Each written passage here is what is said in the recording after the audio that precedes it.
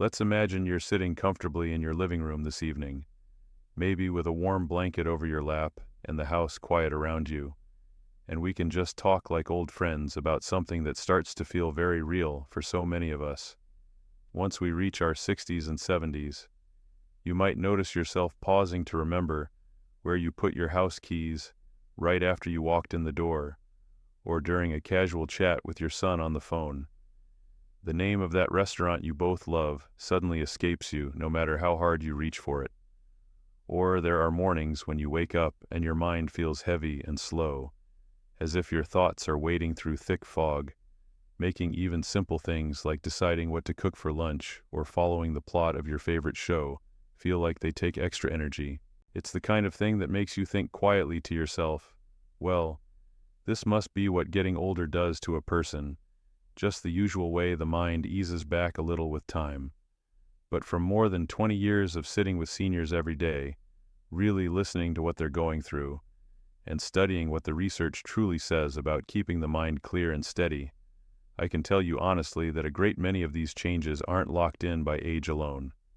So often they connect straight back to sleep, how well the nights are actually restoring and supporting the brain, or how much they're quietly falling short without anyone quite seeing the link.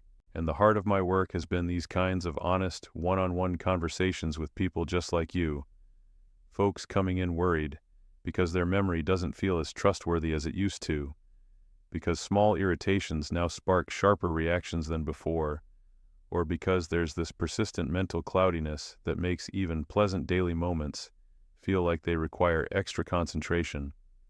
Almost every person I speak with arrives already convinced this is simply the unavoidable slowdown that comes with more years, something inevitable that everyone faces eventually.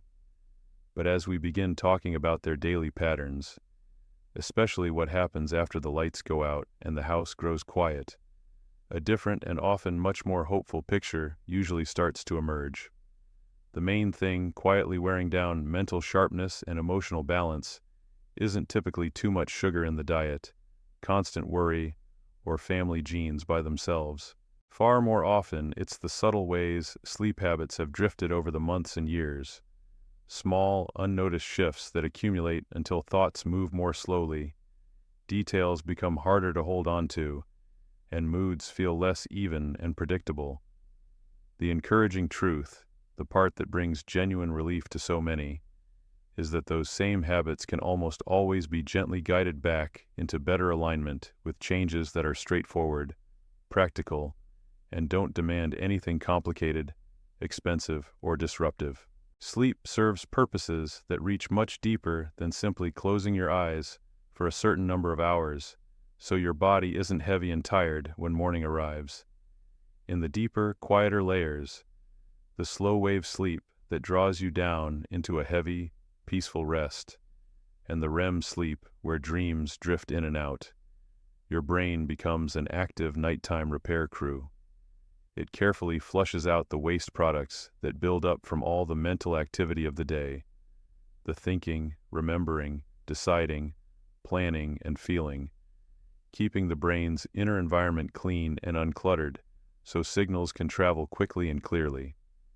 It strengthens the delicate connections between brain cells that store and link memories, ensuring that recent experiences, a conversation with a neighbor, where you left your wallet, what your grandson told you on the phone, stay put and don't fade as rapidly.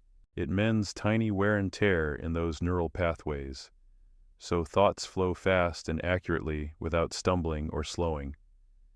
And it gently processes the emotional tones of the day. Any little tensions, happy moments, or quiet concerns, helping sort them out so you wake up with a more balanced inner state, rather than carrying forward yesterday's leftover feelings. When nights become fragmented with repeated awakenings, or don't provide enough time in these deeper stages, this essential overnight maintenance gets cut short or left incomplete. That's when the effects appear first in everyday moments. Forming complete thoughts requires noticeably more effort.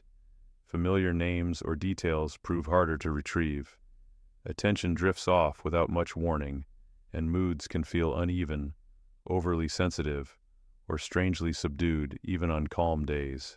The National Institute on Aging has reliable figures showing that nearly half of adults over 65 experience some form of ongoing sleep difficulty.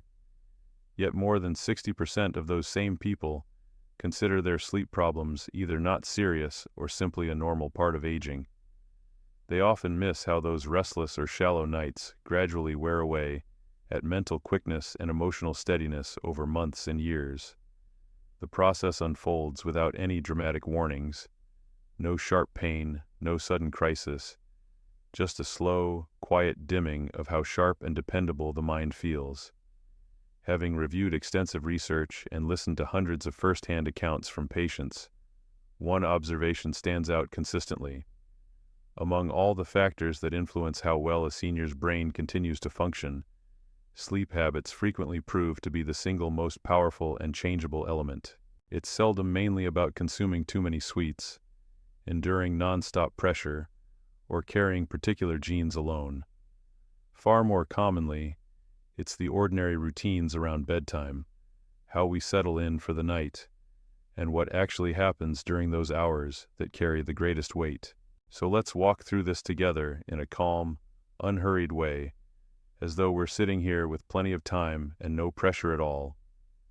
I'll describe the 5 most common sleep habits that quietly undermine brain performance for people in their later years, then explain practical, research-supported adjustments that can help turn things around. These ideas come directly from careful work done at Harvard, Stanford, the University of Colorado, Johns Hopkins, the University of Michigan, and the National Institute on Aging. They're realistic steps that have already brought clearer thinking, calmer feelings, and stronger focus to many seniors just like you. Nothing extreme or difficult. If it feels right, type your age in the comments when you're ready. I appreciate knowing who's here listening and who might be recognizing some of their own nights and days. One of the most frequent patterns begins with bedtime that shifts from night to night. Perhaps one evening you're tired after visiting family, so you retire early. The next night a favorite program keeps you up longer, and weekends follow their own schedule. This kind of variability unsettles your body's internal daily clock, the circadian rhythm that coordinates when you're most alert, when memory works best, when concentration holds steady, and when emotions remain balanced. As people move into their 60s and 70s, this clock becomes somewhat less flexible, making consistent daily signals even more essential to keep everything running smoothly. At the center of that clock sits a small cluster of brain cells called the suprachiasmatic nucleus, the master timer that depends heavily on reliable cues, particularly the same wake-up time and bedtime each day, to maintain accurate alignment. When bedtime fluctuates significantly, the brain has difficulty scheduling complete periods of deep, non-REM sleep, the stage that's crucial for converting short-term experiences into long-term memories you can access later. Researchers at the University of Colorado followed 300 adults over 8 years and found that inconsistent sleep timing was associated with roughly 30% faster decline in episodic memory, the ability to recall specific events, conversations, or experiences, even when total sleep hours appeared sufficient. In other words, 7 or 8 hours in bed does not provide full protection if the schedule keeps changing. Sleep's true restorative power relies on predictability. The brain performs at its best when it can rely on deep recovery occurring within roughly the same nightly window.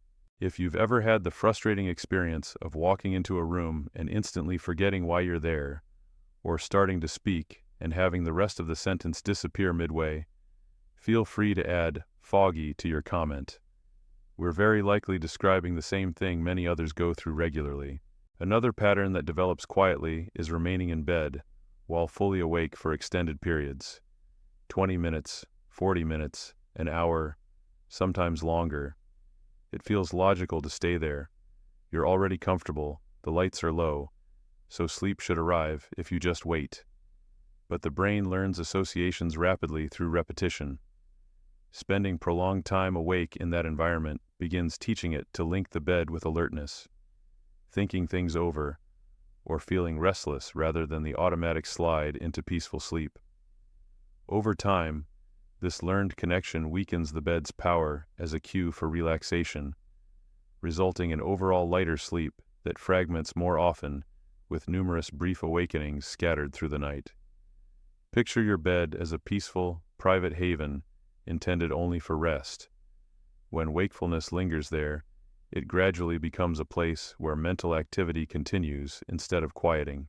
Johns Hopkins researchers tracked 250 adults, aged 65 and older, and found that those who regularly stayed awake for long stretches in bed experienced 42% more nighttime awakenings and significantly higher morning anxiety scores. That subtle increase in edginess often shows up as quicker irritation over small inconveniences, greater difficulty staying absorbed in a book or conversation, or a general sense that mental steadiness has slipped, even for people who never previously dealt with noticeable anxiety. Going to bed unusually early, often at 7 or 8 in the evening, surprises many as a problem. It seems like a sensible choice. More time in bed should mean more recovery, but the body generates natural sleep pressure through a sufficient stretch of wakefulness and gentle activity during daylight hours. When bedtime arrives too soon after rising, that necessary buildup remains incomplete. So even though someone spends 9 or 10 hours in bed, the actual duration in deep, slow-wave sleep and dreaming, REM, shortens considerably. Slow-wave sleep clears metabolic waste from brain tissue and firmly establishes factual knowledge and procedural skills in memory, while REM sleep processes emotions and supports flexible thinking. Without adequate preceding wake time, neither phase reaches its full length or intensity. The University of Michigan examined older adults who went to bed early and found their REM cycles were approximately 20% shorter than expected, despite the long total time in bed. This pattern can closely resemble early signs of cognitive decline: hesitation in finding common words, slower mental processing, occasional moments of confusion. But because the cause is timing rather than irreversible damage, correcting the schedule often restores a significant portion of previous function. The brain retains its inherent capacity. What it needs is the appropriate framework to express that capacity fully. Exposure to even modest amounts of light during nighttime hours often surprises people as a significant disruptor. This might come from a hallway fixture left on for safety, the faint glow of an alarm clock, a brief check of a phone when waking briefly, or light filtering under a door from a television in another room. Even low levels of light communicate to the brain that full darkness hasn't arrived, suppressing melatonin, the hormone that facilitates smooth sleep onset, sustains deeper stages, and provides protective benefits to nerve cells against everyday oxidative stress. Reduced melatonin leads to lighter, less consolidated sleep, slower clearance of brain waste, and weaker memory formation. Stanford University scientists studied adults 65 and older and discovered that even dim nighttime illumination decreased melatonin production by about 50%, resulting in shallower rest and measurably poorer performance on memory tasks the next day. Most individuals tend to minimize this factor because the brain doesn't protest immediately. The decline accumulates gradually, making it natural to attribute changes to age rather than an environmental element that can be modified. Long-term reliance on sleep medications night after night merits careful consideration. These can offer helpful support during short periods of high stress or travel, but when used every evening for 6 months or longer, particularly benzodiazepines, they frequently reduce the proportion of time spent in deep, slow-wave sleep and REM sleep. Those specific stages represent the periods of most effective brain detoxification, memory reinforcement, and emotional recalibration. A significant study published in JAMA Neurology followed seniors using benzodiazepines nightly over extended durations and reported a 23% reduction in slow-wave sleep. This particular stage holds special importance because it facilitates the removal of proteins like beta amyloid, which, if allowed to accumulate unchecked, contribute to progressive cognitive challenges. Someone may feel they've slept adequately because they remained asleep for a solid block of hours, yet the brain has missed portions of its critical nightly repair agenda, resulting in gradual effects on mental clarity, mood stability, and reliable recall. The truly encouraging reality is that none of these patterns must lead to permanent or irreversible consequences.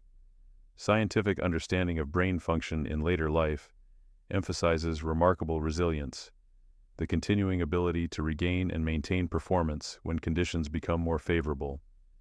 Even well into the 70s, 80s, and 90s, improvements in sleep support translate into meaningful, observable gains in daily mental life.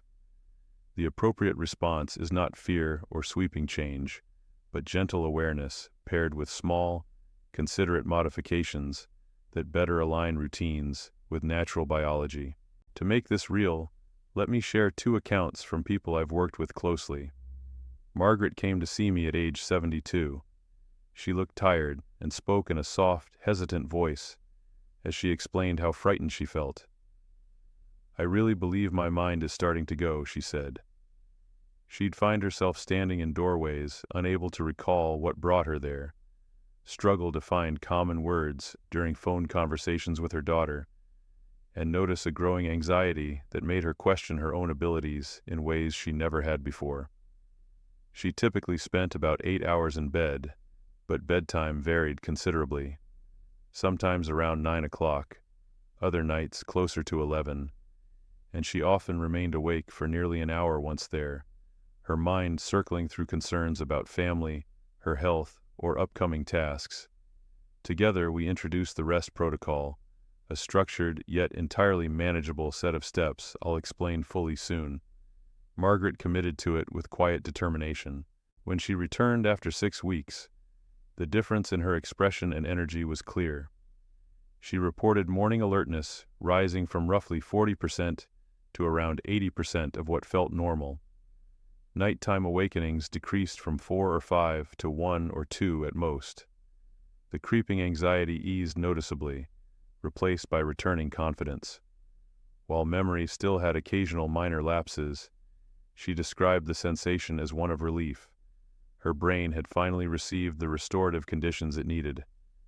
During one follow-up, she looked at me and said with a small smile, "I was convinced this was permanent loss. It turns out my brain was simply exhausted because the nights hadn't been providing the support it needed to recover." Harold, at 68, presented a related but different picture.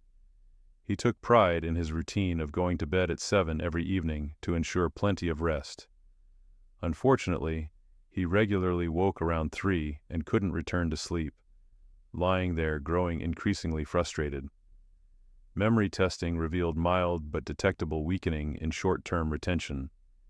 He'd used a low-dose sleep medication for years to help initiate rest. We began by establishing an unchanging wake-up time, regardless of how fragmented the previous night had been, then gradually delayed bedtime while minimizing evening light exposure, and, under his doctor's guidance, reducing reliance on the medication. His sleep tracking device showed deep sleep increasing by 35% within 8 weeks. Repeated word recall assessments improved from 15 correct out of 20 to 19 out of 20. The persistent morning mental cloudiness vanished, and his mood remained noticeably more consistent from morning through evening. In a later conversation, Harold reflected that the protocol had effectively reset his natural sleep-wake cycle, finally allowing his brain to complete the restorative processes that had been consistently interrupted for years.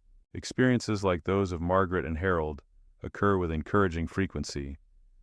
Across the years, I've witnessed hundreds of older adults achieve similar, measurable progress: sharper cognitive function, more stable emotional responses, steadier daily energy. Once sleep patterns received deliberate, consistent attention. The approach that reliably produces these outcomes is what I call the REST protocol, organized around 4 interconnected principles: rhythm through fixed timing, education concerning the cultivation of natural sleep pressure, stimulus control to reinforce the association between bed and sleep, and timing to identify the most suitable bedtime window. Rhythm starts with establishing a fixed wake-up time. Choose one realistic hour that works with your lifestyle, perhaps 7 o'clock or 7:30, and get up at that exact time every morning, including weekends and even following nights of poor rest. This unwavering daily signal powerfully strengthens the internal circadian clock, builds stronger sleep drive as the day progresses, and promotes fuller expression of deep restorative sleep when night returns. Research from Harvard demonstrated that seniors maintaining consistent wake times experienced a 30% improvement in deep sleep quantity within only 2 weeks. The initial mornings after inadequate sleep may feel difficult, but most people notice the body adapts quickly, rewarding the consistency with progressively better and more reliable nights. Education in this context involves intentionally supporting the natural development of sleep pressure. Restrict daytime naps to 20 minutes maximum and ensure they conclude well before 3 o'clock in the afternoon, so they don't diminish nighttime sleep need. Immediately upon waking, seek bright light exposure for 15 to 20 minutes. Natural morning sunlight provides the strongest signal. When weather or season prevents outdoor time, position yourself near a bright therapeutic lamp or turn on multiple indoor overhead lights. Pair this with gentle physical activity, perhaps a slow walk outside or around the home, some easy seated stretches, or light tasks like watering plants or preparing a simple breakfast. These combined elements sustain higher daytime alertness, which then promotes deeper, more continuous nighttime sleep, granting the brain extended opportunity to complete its vital maintenance. Stimulus control directly addresses prolonged wakefulness in bed. The guideline is clear. If you've been lying down for 20 to 30 minutes or longer without falling asleep or after awakening during the night, rise calmly. Maintain extremely low lighting, perhaps a small nightlight with a warm amber tone if movement requires it, and relocate to another room or chair. Engage in something deliberately dull and non-stimulating. Slowly turn pages of an old catalog without reading intently. Fold a small pile of laundry methodically. Listen quietly to soft instrumental music at low volume, or simply sit practicing slow, even breathing. Importantly, steer clear of anything activating. No electronic screens, no news or television, no gripping books, no mental list-making or problem-solving. Return to bed only when unmistakable sleepiness returns naturally. This practice systematically rebuilds the brain's recognition of bed as the place for sleep, while dissolving the association with frustration or mental busyness. Johns Hopkins researchers documented that seniors practicing stimulus control reduced average nighttime awakenings by 42% over 6 weeks, often accompanied by a calmer overall relationship with sleep difficulties.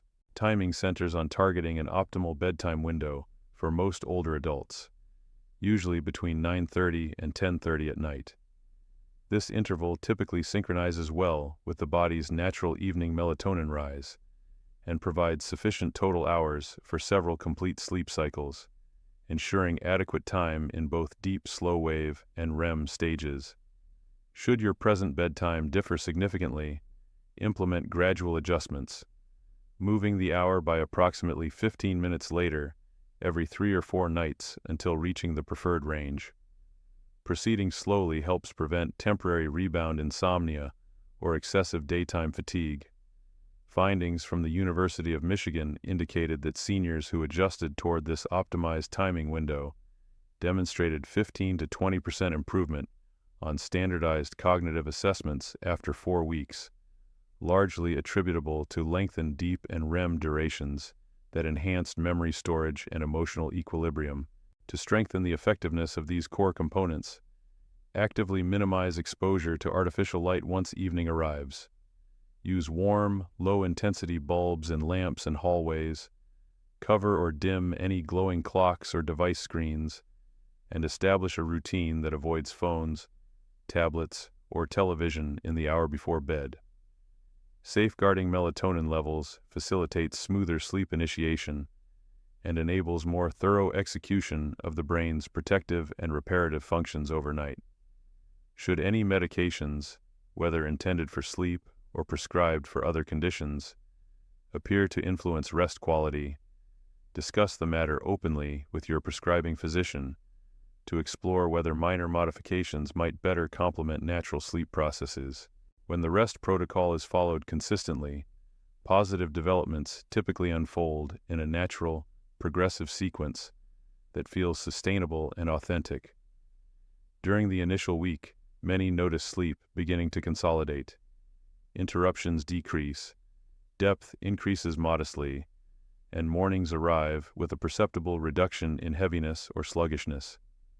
In the second week, falling asleep often happens more easily, daytime vitality receives a gentle lift, and any background tension, irritability, or subdued mood starts to ease.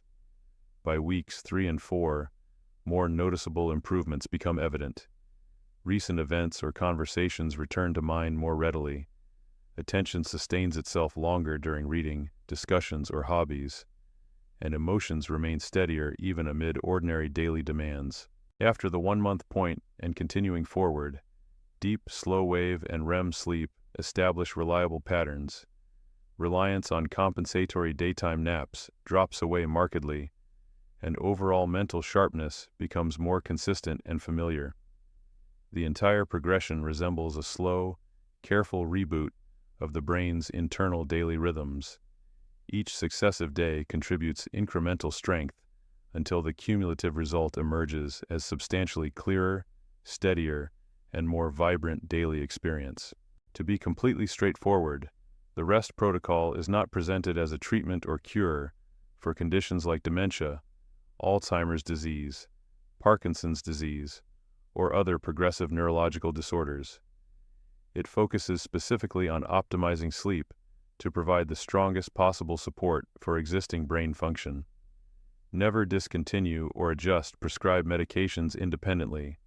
Always consult your physician first. Individuals managing diagnosed conditions including sleep apnea, significant cardiovascular issues, clinical depression, or similar health concerns should obtain medical clearance before adopting substantial routine modifications. The most prudent path begins modestly. First, establish and maintain the fixed wake-up time for 1 to 2 weeks. Then gradually reposition bedtime, weave in morning bright light and movement, and introduce stimulus control once the initial elements feel secure. These modifications carry very low risk, while offering research-supported potential for meaningful brain-supportive gains.